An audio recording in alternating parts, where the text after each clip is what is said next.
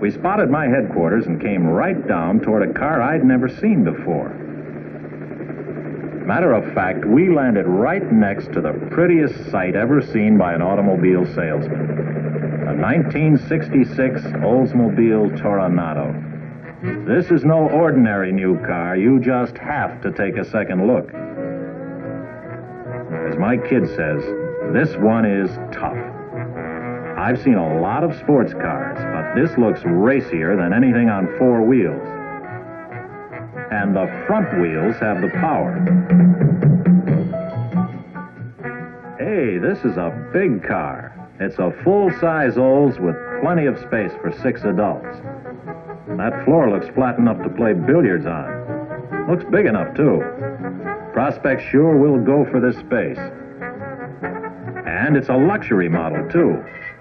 Professor, this is a car that a lot of people are going to get excited about for a lot of reasons. Big reasons like front-wheel drive and spectacular little things, like the dual inside door handles that let passengers open the door as easily from the rear seat as the front.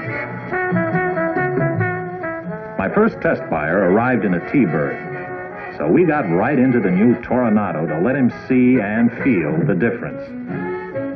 I was going to point out the flat floor, but this car talks for itself.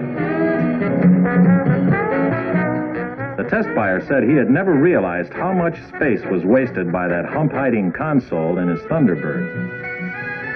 Well, Professor, taking off in the Toronado is a real sensation.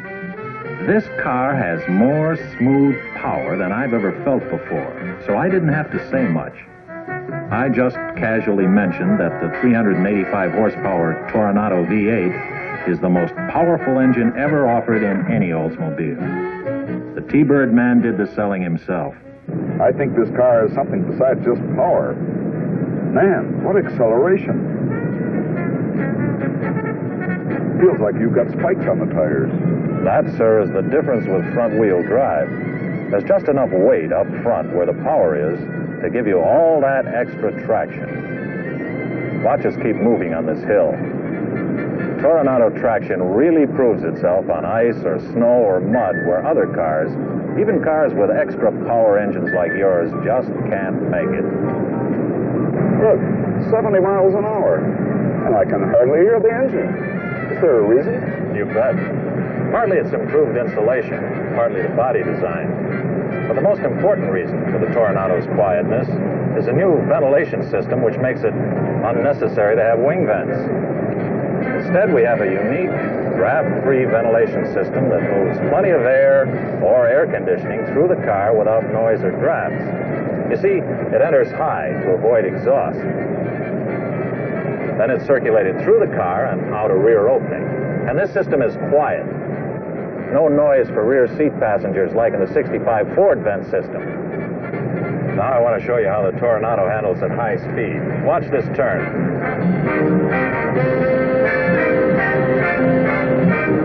There's not another American-made car with this kind of maneuverability. This little reel of film right here is a 30-second commercial. It's half the reel. It's a 30-second commercial. Celluloid film strips. That's what you saw on tonight's show. These are the commercials I get. To make a 1 hour reel, this is 1 hour, heavy-duty guy, of just commercials. Very few people know the history of the commercials themselves and when they were out. 3,000 commercials from Channel 5 were thrown into the garbage can. Duncan Hines, 1964, Prestone, Pepsi commercials. Yes, folks, Pepsi commercials. And a lot of commercials. I don't know what any of this stuff is. We have a warehouse of close to 30,000 commercials now. These were the commercials. Each one was a 60 or a 30-second commercial sent to the local stations. They would then take the commercial from the ad agency or the company. The 30-second or commercial would be edited into a film print. And then the film print would be shown live on the air. I always looked at myself as the Noah's Ark of collecting. I always wanted a little of everything. So what do you mean? You have newsreels? I'll take them. Castle films? I'll take them. Early TV shows? I'll take them. Commercials, half-hour commercials. Ooh, George Goebel shows, Juvenile Jury, The History of X-Rays, Fats Waller, The Wild Bunch, Plumbing and Heating Division. Oh man. My biggest problem is I own too much stuff, and it got out of hand. I used to be neat on a shelf. Oh, this blows. Now it's to the point where I can't even find some of the stuff I have. This just sucks.